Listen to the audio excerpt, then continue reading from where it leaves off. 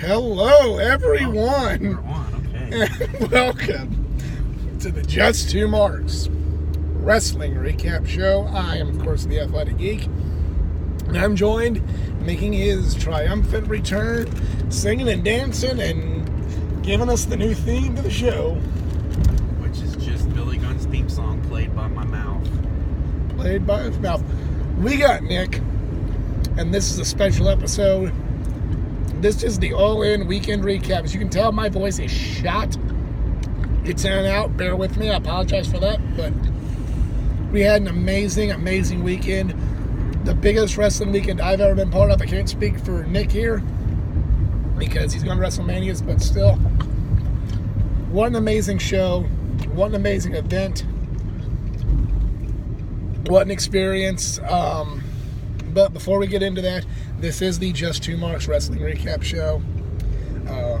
Myself and Nick, we love to talk about wrestling. We love to talk with you, the fans, about pro wrestling. But at the end of the day, we're not insiders. We're not in the wrestling business. We're fans just like you.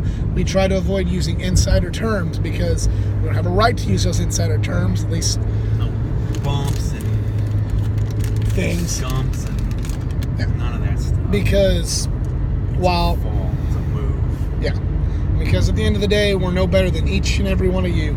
We are Just Two Marks. We are fans, and we encourage discussion in the comment section below. But, wow, what an experience. You have to apologize. I'm also going to apologize for the camera work. It kind of hard holding this up for however long this is going to last. Yep. We're not at the homestead. We are not at Athletic Geek HQ in the normal wrestling setup for the Just Two Marks Wrestling Recap Show. We're on the road, and good God, what an experience. Just so many, the collective gathering of a movement.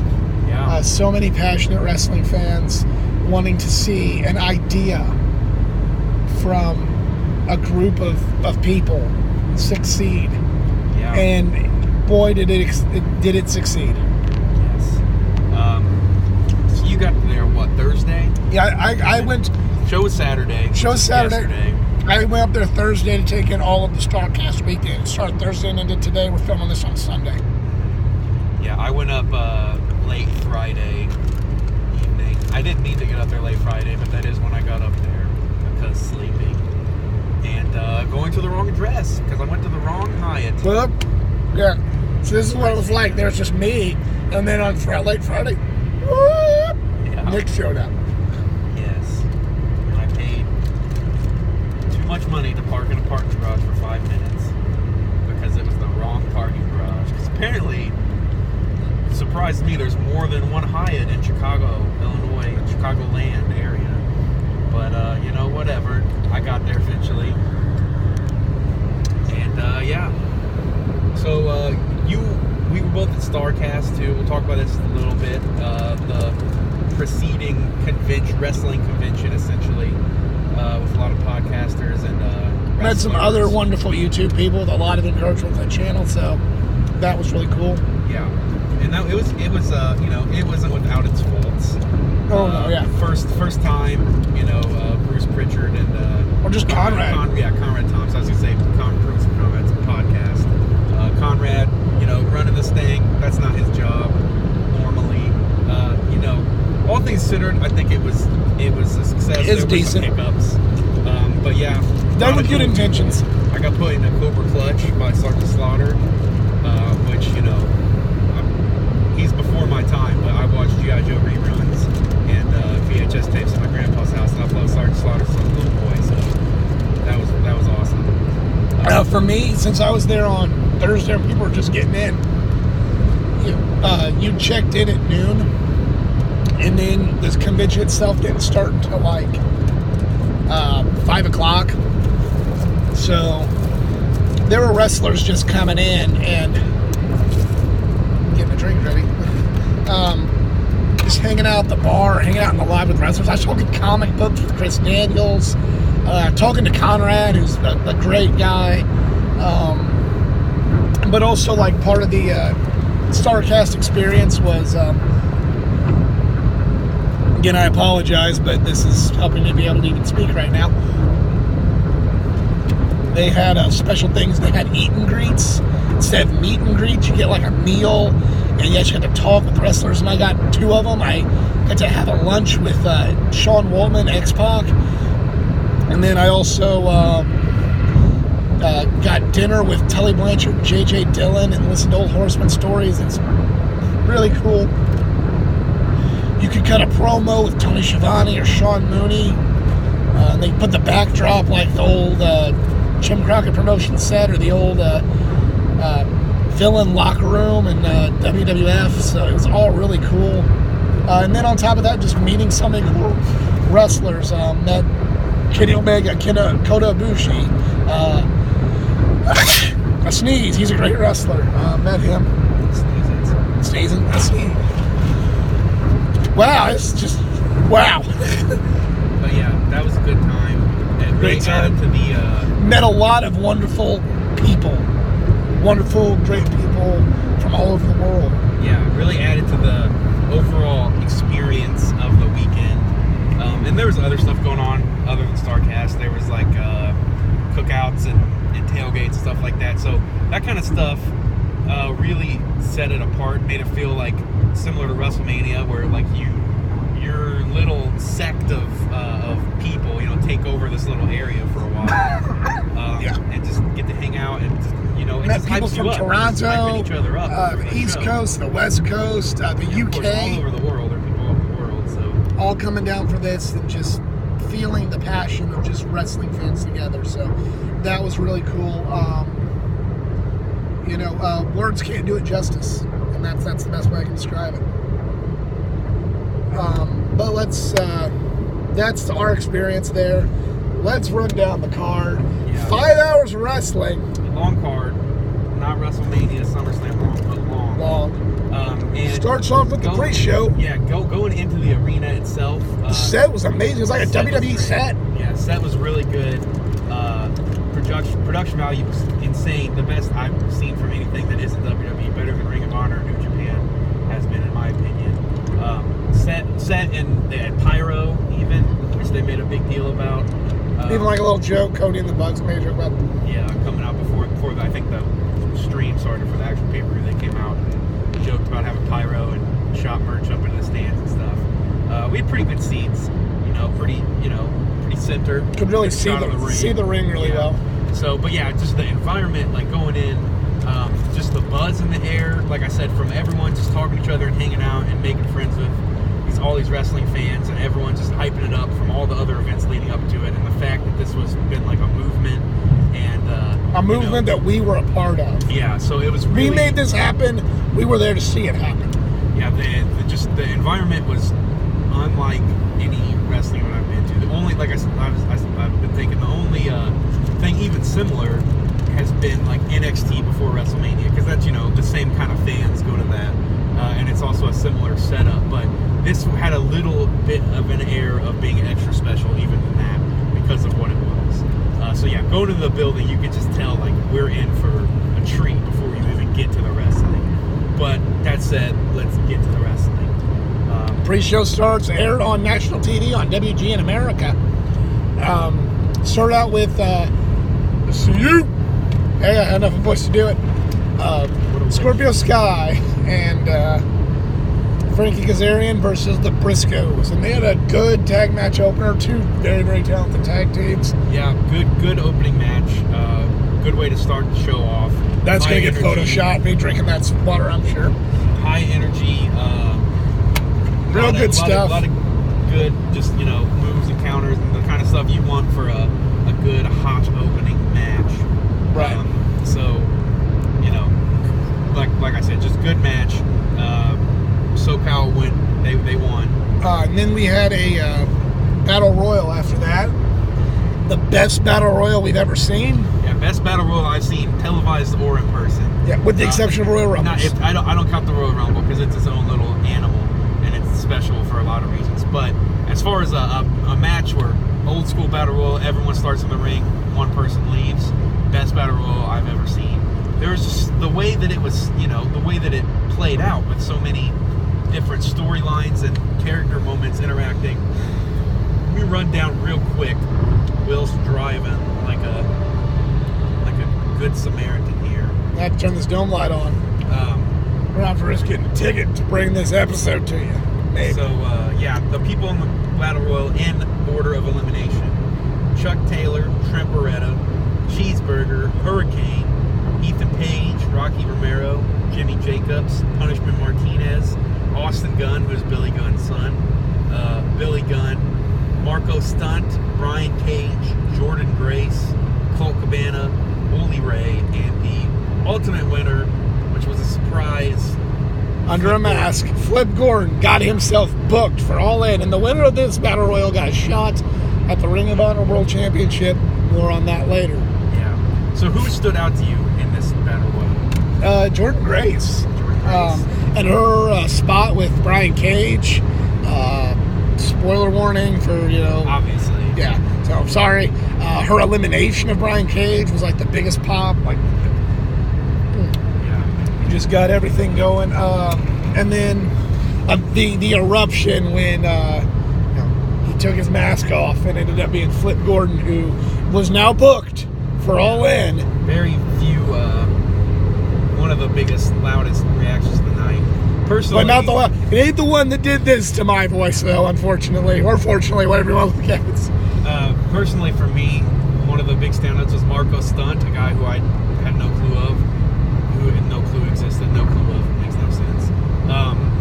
But yeah, that was a cool thing about the show, was that I was introduced to a lot of wrestlers I did not know, which, very indie wrestling. You're not going to know everyone on every card.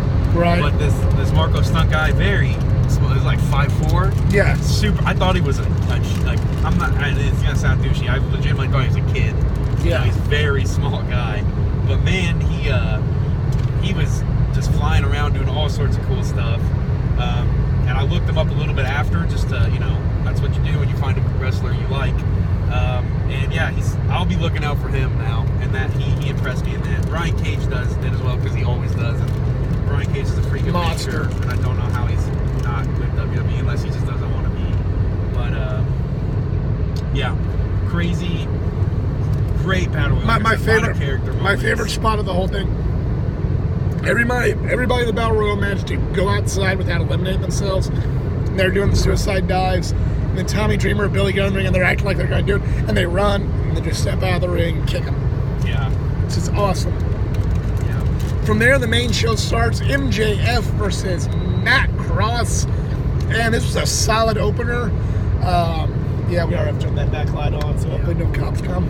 I don't think that's true. I think that's a rumor your mom tells you because she doesn't want you to play with your toys in the bed. See? I'm inclined to agree. But this is a very poor-smelling section of Interstate we are on. Yes, this is awful. But yeah, Matt Cross, long-time indie wrestling guy. Yeah, shot at Tough Enough, and they screwed him. Yeah, For he being was in humble. the first backyard wrestling game, M-Dog 20. If anyone remembers that one. And he's like the ultimate wrestler. Other than his height, he's got the body. He's big for his height, and then he has this athletic ability and how he moves. It's just so awesome. Yeah. See, he was ahead of his time. If he would have come up 5, 6, 7 years later, he would have been. Indie wrestling is a bigger deal now than it was then, So he could have been a bigger deal just because indie wrestling is, or he could have, made it in the WWE. He's on Lucha Underground now. He's definitely had a great career. He can hang his hat on when he's ready to, and he has nothing to be ashamed of. But what I've seen some criticism and heard some criticism of this match. It was the weakest match in the card, but that's not a knock on this match. It's a testament to how great the rest of the card was. And he wrestled a relative unknown that got a little bit of hype being on Cody's All Us YouTube series, MJF. MJF is essentially and this is doing a disservice to MJF, and he'd probably bad guy on me. Sorry. For saying these things, but he's essentially the indie version of The Miz. He is somebody that you hate, but you hate him in a good way. You want to pay to see him get his ass whipped. Yeah. And I wanted to see him get his ass whipped by Matt Cross big time. I didn't know. That's another guy I didn't know who he was, but he was impressive. But yeah, what I really I think that what's being overlooked when people talk about this match is what it represents, because it represents what All In represents, which is American indie wrestling. You know, it doesn't. It wasn't about. They had New Japan guys on there. It wasn't about New Japan. They had luchadors on there. It wasn't about Lucha Libre. This was about our Ring of Honor championship on there. Yeah, but it's not about Ring of Honor. It was about independent wrestling, which you have in every town, every city, every small town in America has indie wrestling, and you have your indie wrestlers that you go to watch on a monthly basis, and you watch them grow and get better. And sometimes they get plucked up, sometimes they don't. Sometimes they spend their whole career wrestling in your town, and it's something that you and your friends and the people there. It's a very intimate thing, and there's nothing wrong with having that kind of career either. You know what I mean? But they showcased those people. Yeah. MJF is a big deal somewhere. Yeah. And now he might be a big deal everywhere. Yeah. And it showcased that, and the OGs of indie wrestling, guys like Matt Cross, who've been grinding out. Christopher Daniels. We'll get to that later. Yeah, guys who have just been grinding on the indie scene and are awesome. You know what? This might actually occasionally get overlooked. And then if it falls, bear with us. True blue indie guys who are actually independent. Maybe this wasn't the best match to open up the show. You could have had a more exciting opener. That's true. But what I loved was this was just from the go. Here's what this is about. This is about old school versus new school independent wrestling. This is about being indie wrestling at its finest, and this is a match that you could theoretically see at your indie show in your town. You know what I mean? This is the kind of match you're going to see on an indie show, and they're not. All In wasn't above indie shows. It was an indie. It was an indie show. Giant. It was a testament to the love of indie wrestling. Not so much indie wrestling, non-corporate wrestling. Yeah, I would say indie. That's what indie is to me. Indie wrestling. I mean, because I would exclude Ring of Honor and New Japan from that. Just your average small town wrestling. Boom. Wait. I thought it was a great. When you look at it from that perspective, I think it was the perfect way to start the show. It was a good match. Matt Cross won with a real good-looking shooting star press, as he always does when he gets that. Matt Cross, and he's damn good. Yep. We go from that match to a match with a little more sizzle on it, but a match that maybe helped sell the place out. We have Christopher Daniels versus Stephen Amell from Arrow, and this match was better than it had any business being. Stephen Amell is an actor, and a big-time actor on a show that I cover on my blog. He was taking some sick falls through tables on the apron. Yeah. And this match was a testament not only to what a good person Stephen Amell is to lend what celebrity he has and be willing to go the extra mile to help put this event over the top, but also a testament to the greatness of Christopher Daniel and his, decades-long career as an independent wrestler. He truly is the ring general with how he was able to guide Stephen Amell through this match. And then also Jerry Lynn was a special referee, having a nice throwback to a great former ECW and Ring of Honor world champion. Yeah, they had a little tiff, tease between Christopher Daniels and Jerry Lynn. They had a really cool spot, and I really like this. It was after the table spot where both Daniels and Amell were laid out. Lynn was doing his count, and then he gets to 9, and cuts it off. Picks up both guys and throws them back in the ring because he's going to give us fans that sold out this building a finish, an ending to this match. Yeah, and that's what Christopher Daniels got mad about initially. Just, don't touch So he got Lynn throws his ref shirt off and you think they're going to throw down, but... And then Lynn keeps doing, legit counts. He doesn't fast count. He doesn't mess with Chris. Yeah. Eventually, Stephen Amell hit a coast to coast. Oh yeah, I almost forgot about that. Yes, that was awesome. That Stephen Amell, he's making good money acting, but his calling could have been wrestling. He for this being only his third match, his first singles, if he would have kept training, he'd be damn good. Yeah. It was a very good match for what it was, which was a celebrity match. You know, this has been going on for forever, and there's nothing inherently wrong with these kind of matches. An independent show, even at independent shows, can do something like this. You know, your world champion or your big bad guy in your company has a cage match with the weatherman. Sometimes we've seen that ourselves. Yes. You know, that's you know, indie wrestling too, and this is just the all-in version of that. Which instead of your local anchorman, you get Green Arrow. Yeah, and good match. Fun match. You know, it was a slow build, this card was, for the first half of it. You know, it slowly, you know, built on every match. Like I said, neither one of these were like the match that you would think like, oh, crazy, like open it up crazy hot. But they were both very good, and you know, Chris Daniels picks up the win in this match, you know, which is what I like to see. I like to see my wrestlers win my wrestling matches. Yes. And then from this, and then Stephen Amell's hand, earns his respect. It was the perfect way of doing a celebrity match. Yeah, I would agree. I don't have a rubric for my star rating, so I don't really give them. But if you were to grade celebrity matches separately, if you don't grade them the same way you do a regular wrestling match, which I think would be fair, this would be a 5-star celebrity match. You know what I mean? I agree. So very well done. From there, we have a women's fatal 4-way. Tessa Blanchard, Britt Baker, Madison Rayne, and my new favorite, now she's one of my favorite wrestlers now. We're going to put a female on there. Chelsea Green, the hot mess. The hot mess. Yeah, that was, I was not familiar with Britt Baker other than that she's dating Adam Cole.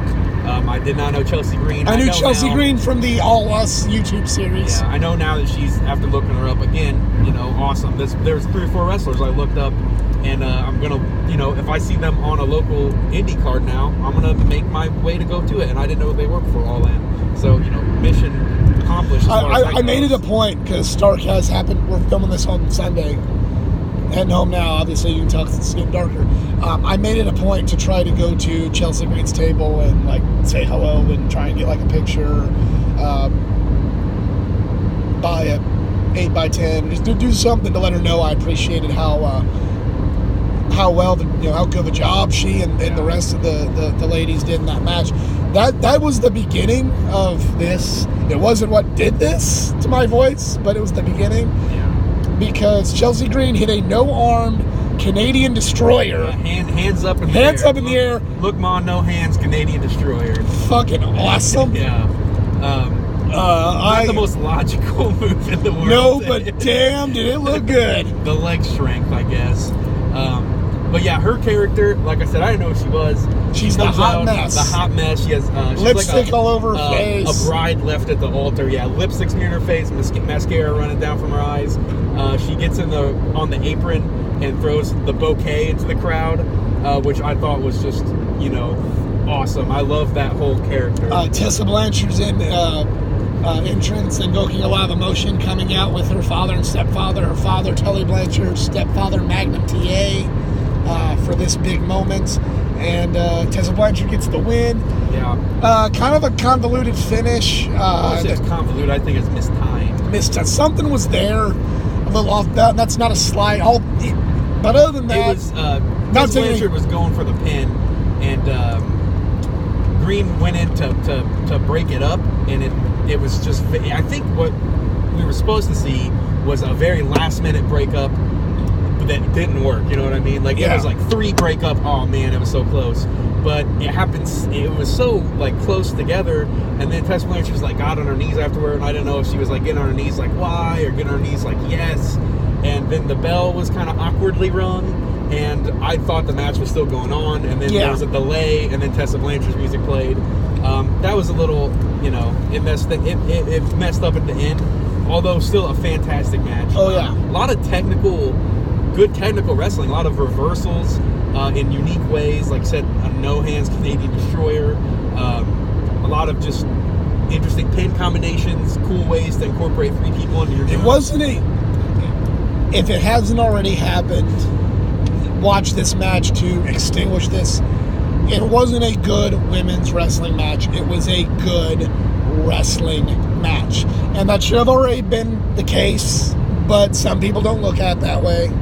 Yeah. But I'd like to think even some of those people will have their mind changed after this one. All 4 of these girls look fucking awesome. Look better coming out of this. All 4 of them. I knew, Madison Rain and Tessa Blanchard coming in. Didn't know the other 2. I'll have my eyes out for them, especially Chelsea Green. Chelsea Green. One of my favorites. You One gained a new of fan the that stars night. of the night, yeah. One of the real breakout stars, I think. Now we go to the match that did this, that killed my voice and brought tears to my eyes. The NWA World Heavyweight Championship match.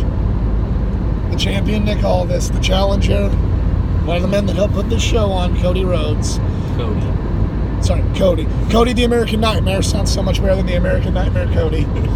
Yeah. So they do a cool video package, and then they actually show him backstage walking the ring, and it has a big fight feel to it. I've never experienced a wrestling match with this kind of big fight feel to it. Yeah, for real. And they have seconds to the ring, and here's Cody, and he's coming out with DDP and Tommy Dreamer and Glacier, and those 3 guys have had some mentoring by Dusty. At least I know that DDP and Dreamer have. He's bringing his dog to the ring, Yeah. Obviously, Brandy comes out with it. Brandy as well, and then it was very.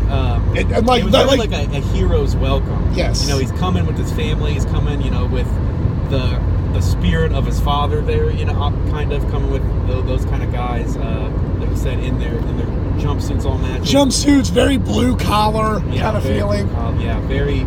You could tell. We apologize for the darkness, but this is the only time where my voice has gotten good enough to talk to y'all. You could tell that I don't know if it was the case, but it seemed even like Cody kind of had goosebumps coming down. I showed him. I said, "Look at this." Yeah, it was just it was presented so well, and like I said, the video package. I love. Honestly, one of the things I like the most about WWE that you can't see anywhere else is the amazing video packages. Yes. And All In had it wasn't WWE quality because I don't know anyone that has as good a video package as that. But it was very good. Yeah. And I would love to see indie wrestling even like Ring of Honor incorporate that however you can. There's enough people that have video editing experience and shooting experience that can make good video. Yes, you can do that. Indie companies can do that. Excellent way to bring you up to speed on the feud if you didn't know, and if you did, a nice little recap to get you shot right into the match, and then they followed it up beautifully with the entrances.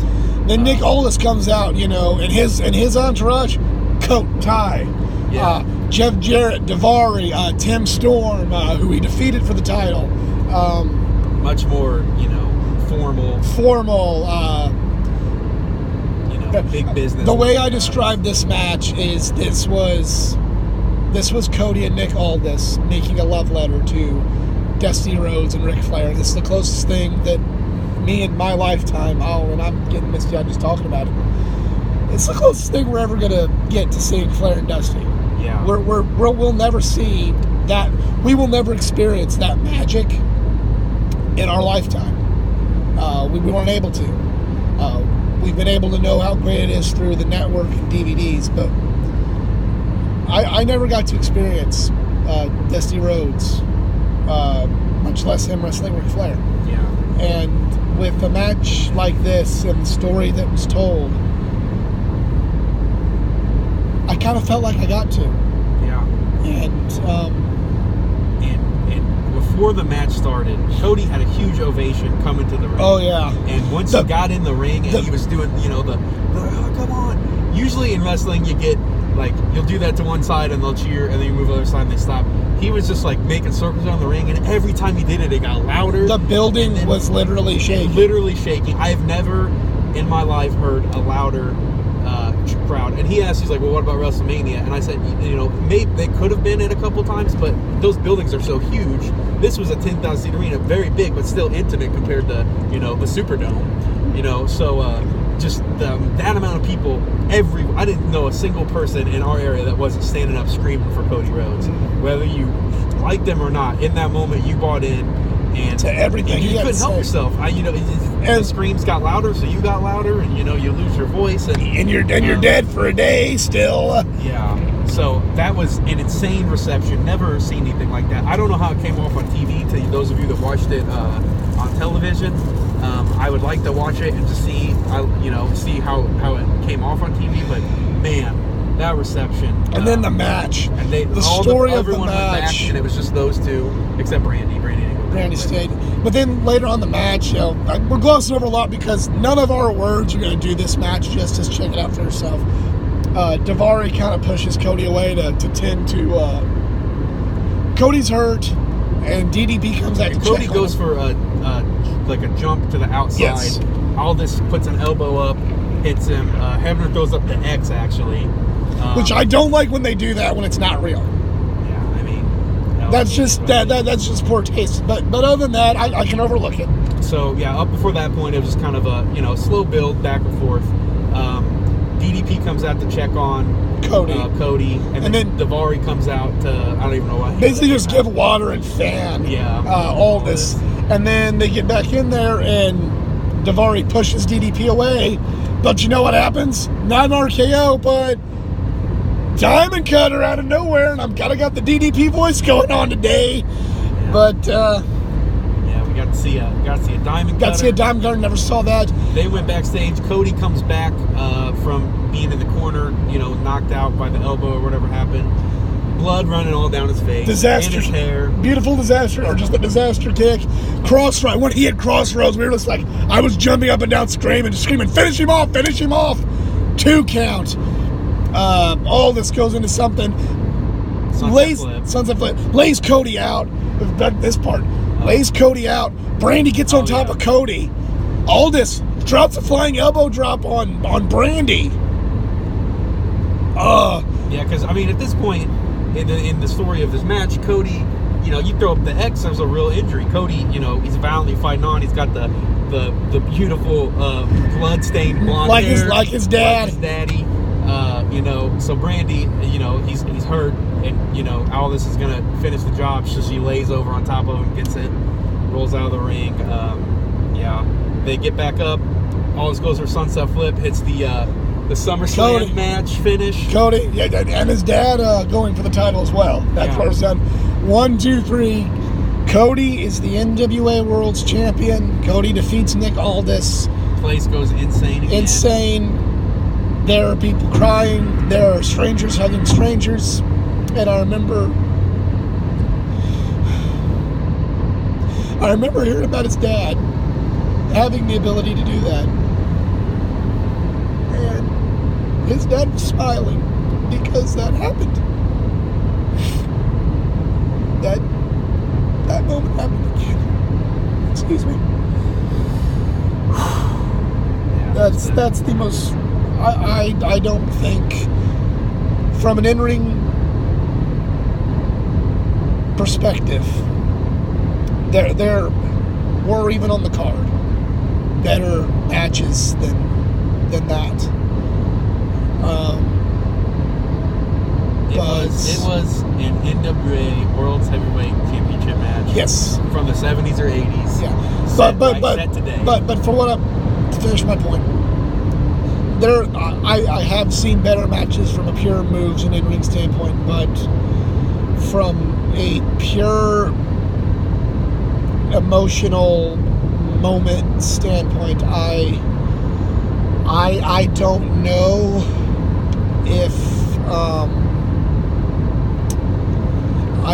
if anything's going to top that. I don't know if I will ever witness in person another wrestling match quite like that one. Yeah. Real special moment, real special match. Fantastic. Interesting to see where Cody goes with the NWA World Championship now. That'll be, and I hope like crazy he just goes to a bunch of indie shows and defends it. I hope so too. And just your Podunk Town indie show, let him go defend that play. Let him go defend it. And again, I'm very, very sorry about the darkness here, guys. Yeah. So let's. So after that emotional high, what do? you have a Chicago street fight with Joey Janela and Hangman Page, and they do some brutal ass shit. With Penelope Ford, they do some brutal ass shit in this match. Yeah, it was. It didn't disappoint on the hardcore Joey Janela scale. It was silly at times. A silly match.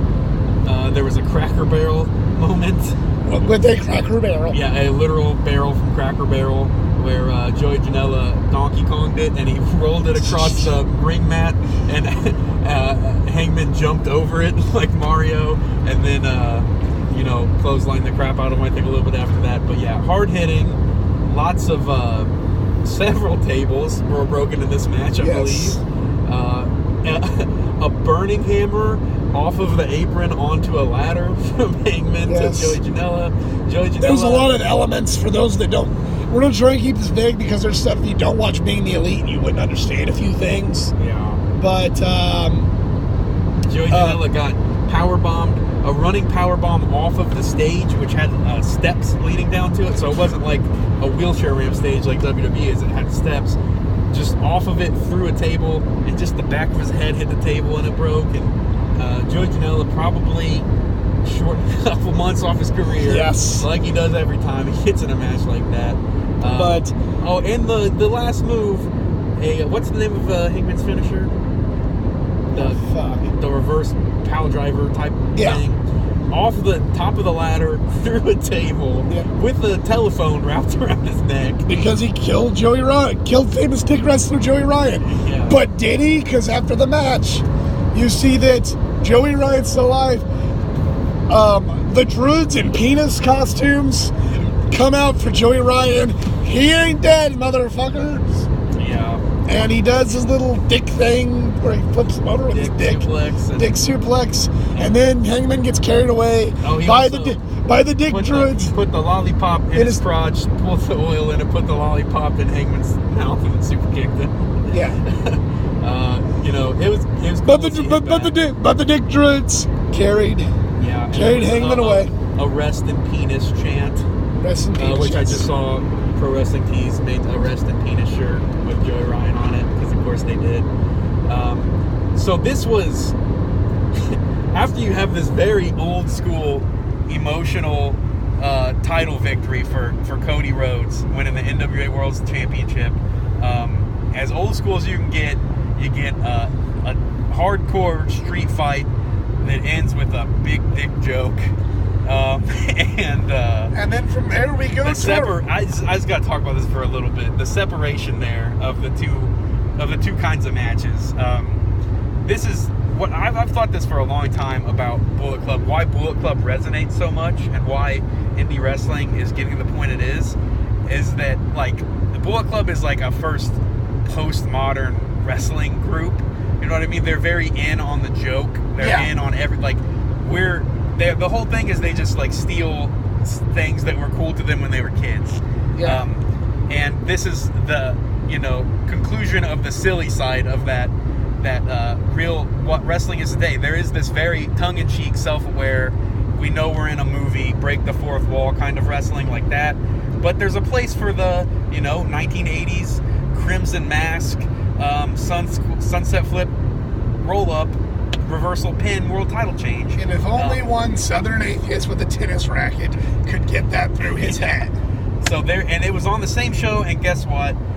It all worked. People were in on the joke, but they also can suspend their disbelief because it's 2018, and Avengers, Infinity War, and Deadpool could come out in the same month and both do very well. And that's where we're at. That's why they're succeeding right now, because these guys they get the culture right now, and All In was that an example of that, and kudos to them. And I just wanted to make that point. But so we go from there to more funniness mixed with the seriousness in one match. The ROH World's Heavyweight Championship match. One Being the Elite. I don't know. Should I keep it? Fourth wall. Should I keep it here? We can see both of us. Are you guys cool with some? I gotta do this so you can actually kind of half-ass see us. On Being the Elite, when Jay Lethal gets tapped on the shoulder, he transforms into Black Machismo. He's going out with Jay Lethal. You see a hand, tap him on the shoulder, and ooh yeah, hey, I can do this better with my voice being right to me. Ooh yeah, Black Machismo's back, brother. Yeah. And he comes to the ring, full Macho Man getup, with Leapin' Lanny Poffo, who had frisbees to the ground. That was a cool moment. Wrestles Flip Gordon, who earned his title shot earlier. Great match. Flip's on the card. People love Flip, man. People love Flip. The little girl that was standing a couple rows behind us really loved Flip. Yeah, let's go Flip. Let's go Flip. The whole match. Oh, the whole match. And that's awesome. Yeah, that is awesome. I love when little kids get super into wrestling. They got into it.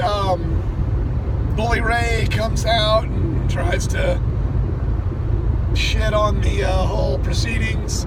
Actually gets some major boos by kicking Leapin' Lanny in the nuts, and then that was post match, wasn't it? Yes, post match. Yeah. Jay Lethal wins. I'm sorry. Yeah, and Jay Lethal at one point he treated Brandy like Miss Elizabeth. Oh yeah. He picked her up on his shoulder and kept walking her back to his corner, and she didn't understand, so she slapped him on the shoulder. And then he was regular Jay Lethal. And he was like, "Where am I? What happened?" And then he wrestled Jay Lethal. And then he got hit again by Leapin' Lanny. Yeah, turned back into Macho Man. Black Machismo. Yeah, Black Machismo. Yeah, he ends up winning the match. Good match, fun match. Like you said, a good combination of the last two. Obviously, you had the old school influence, just a good hard-hitting match, and then the goofiness of the Black Machismo shoulder slaps. Good stuff. Bully Ray comes out afterward. There's the whole thing with him and Flip, and I think, good and then they triple powerbomb Bully through a table. Someone came out to help. Who was that? I don't remember. I was actually in the bathroom for the end of this match. Oh yeah, that's right. And I waited till the match ended and peed, just so you guys know. They got a drill out. Somebody came out. I'm sorry for not remembering. It was a busy weekend, and I'm not remembering everything. Well, when I came back from the bathroom was in the midst of the next match. Intros came back during Pentagon's entrance. Pentagon 0M. He has so many names. Yeah. I like Pentagon Dark most, but Pentagon, first of all, didn't understand how popular this guy was. Yeah, I love Pentagon. The meet and greet that we did with him and Starcast before, the line was huge. Line was gigantic for Pentagon Jr. I'm not surprised because I love the dude and I think he's incredibly talented, but crowd were super into him. However, probably not counting Cody's cheers, the second biggest cheers of the night. Oh, yeah.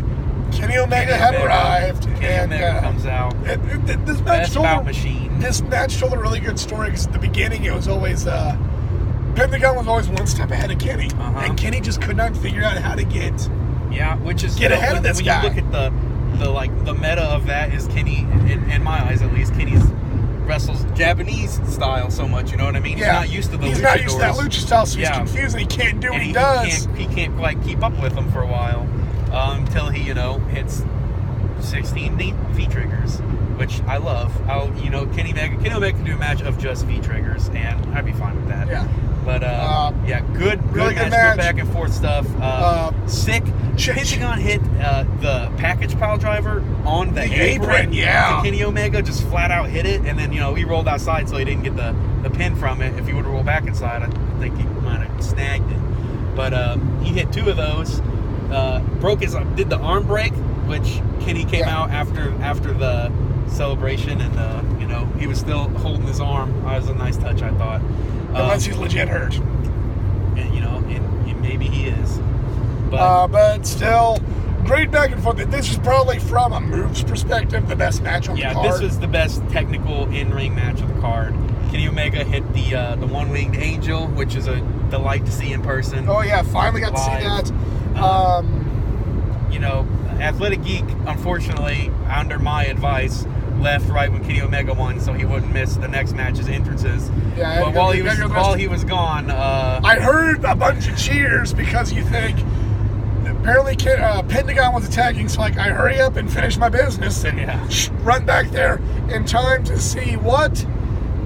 It was Chris Jericho. He wasn't who the lights went out, and then a new Pentagon was in the ring, so it wasn't Chris Jericho wrestling as Pentagon all along. He did kind of look like Pentagon, though. Yeah. With his Pentagon stuff. They must have similar body types underneath that stuff. But yeah, he came Chris in and Jericho then beat him down, ripped off thing.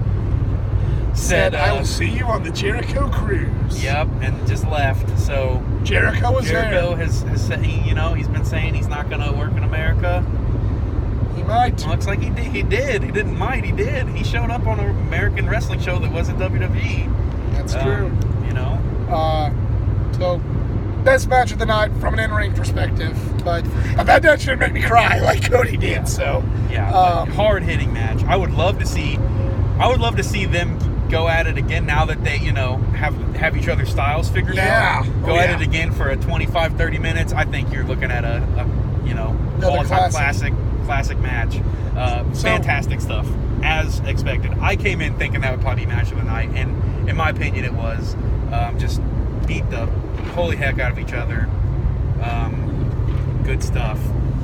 So from there, we go to the villain, Marty Scurll, versus the Rainmaker, Kazuchika Okada. Who got his dollar bill entrance. Got his dollar bill entrance. I did not get an Omega dollar, but Okada dollar, sorry. Yeah, I wish been a long weekend, folks. Been a long weekend.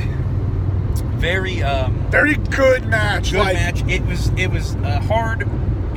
Pacing a wrestling show is hard because you got the old school people. They'll tell you build every match is better than the last, and then you have a big explosion, and then you have the other philosophy, which is big match, pee break, basically. You know what I mean? You up and down, up and down. And you know what? With all the yelling and all the water I had to drink, that might have been a good thing in my case. Yeah. But it's hard to structure a card, and I understand that. I don't have the answer to how to properly do that other than not have 5-hour-long shows. Not that I didn't love this, but I think a 3-hour show you can build and you don't have to worry about dips. But if you're hitting 4 and 5 hours, then you gotta have your dips.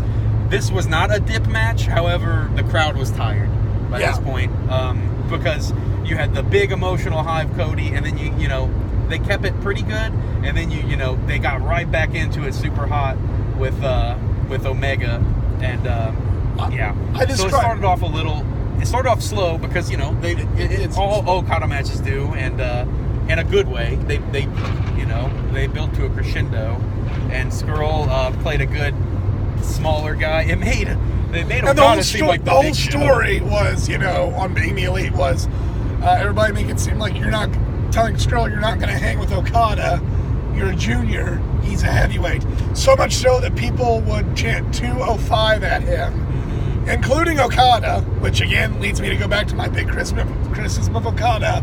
So why are you the good guy? Yeah. Because you're a dick. You're a great wrestler, but she's a dick. But it was a lot of Okada pretending just not having his not being hurt by the offense of Marty Scurll until he decides to remember where he came from and start being the villain. Yep, with the finger breaks and the last 10 minutes of this match. I also want to point this out, as hot as the crowd was, when he went shh, you could hear a pin drop in the Sears Center. Yeah. The last 10 minutes of this match got the crowd as into it as they were anything else tonight. Like I said, it did start a little slow. Scurll hits a Rainmaker, which makes you believe that, holy shit, Scurll's going to win. Chicken wings, right? And after some chicken wings. That Okada barely escaped. And, he hits a crazy... He reversed the Rainmaker by putting the umbrella out. Yeah. And the umbrella had the All-In logo on it. That was a really cool moment. Couple finger breaks, and then Okada, just powers up and is pissed off and hits 2 Rainmakers, and it was 1, 2, 3. But those last 10 minutes were fantastic. This was the epitome. I mentioned this in the car last night. This is the epitome of a good wrestling match to me, because it's a match. Going into it, you're like, I know who's winning this. Yeah. But through the match, you forget that. Mm-hmm. And you go, holy shit, it's going to change. That's why I thought this match was great. That's why I thought AJ Styles and Brock Lesnar was great. That's why I thought Undertaker versus Shawn Michaels is the greatest match I've ever seen in my life. Not in person, but just overall the greatest. It's still my favorite match. When you take a foregone conclusion and then midway through the match, it's not a foregone conclusion. Yeah. That's great storytelling. this. That's great wrestling. And they did this. With the Rainmaker stolen, and then he immediately followed up when he didn't get the pin with the chicken wing, right? Yes. So then I was like, oh, well, he didn't give it that. Oh, he's really going to get it this. And, fantastic stuff. Great match. Leading to the finals. The final match. It is a 6-man tag team match. Bandito, Phoenix, and Rey Mysterio Who came out as Wolverine. That was awesome. Yeah, one of his best probably costumes. Versus the Young Bucks and Kota Ibushi, and this was like, it was a good. Everybody got their stuff. And it was good. This was kind of it was great, but I was tapped out. I probably didn't appreciate it as much as I should have because I was tapped out from Cody, from the ladies to Cody to Omega and Pentagon to Skrull and Okada. I was beat, and I don't mean this. I mean this with all respect and love for the Young Bucks.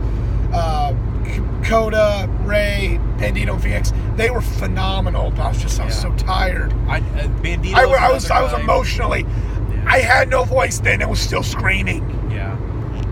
Bandito was another guy I did not know coming into this card. I think a lot of people didn't. I was explained to me by other fans there, which is cool that. He's like the new up-and-comer in Mexico. Yeah, no one was judging you for not knowing who people were on this card. Which was awesome. Some people knew, you had people who knew everything about Japan. You had people who knew all this lucha stuff. You had people that knew the Chicago scene, the global, indie scene, very cool. You had WWE fans there, too. Yeah. So, I was explained to me Bandito is an up-and-coming guy that they're wanting to, hit that next echelon of, a Pentagon, perhaps. And, man, ridiculous. Yes. Bandito was. Hit the a backflip. Yeah, it was like a last call, but he didn't let go. He did a Spanish fly last call from the top rope. It was awesome, insane. But he kind of dropped down and then just did a flip. I've never seen anything like that before. Crazy 7 360 spins in the air. It was a little bit of a spot fest. People who are critical of spot fest by some of these individuals, they won't like this match, but I think that you will. I think you can be appreciated. And the coolest part of this match, Young Bucks and Kota win. Ray's still looking the best he's looked since WCW. Since 2002, I'd say, when he was really in the heyday of the SmackDown 6. Yeah, somehow managed to tap into his prime this late in his career. I'm amazed by how fluidly he moves around now. My gosh. Young Bucks win. They win, and then the pay-per-view goes off, and while addressing the crowd post-show, Matt Jackson reveals to all of us that the pay-per-view or the finish, the end of the match, sorry, broke my own rule, but whatever. It went off with 3 seconds to spare. Yeah.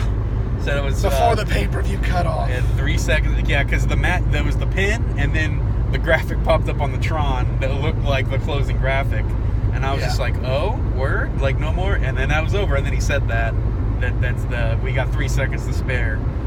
So, man, talk about managing your time well. Managing your time, but to me, that's also much like ECW Barely Legal, but you've heard the story to where, that match almost lost the feed, which could have destroyed everything, but it didn't.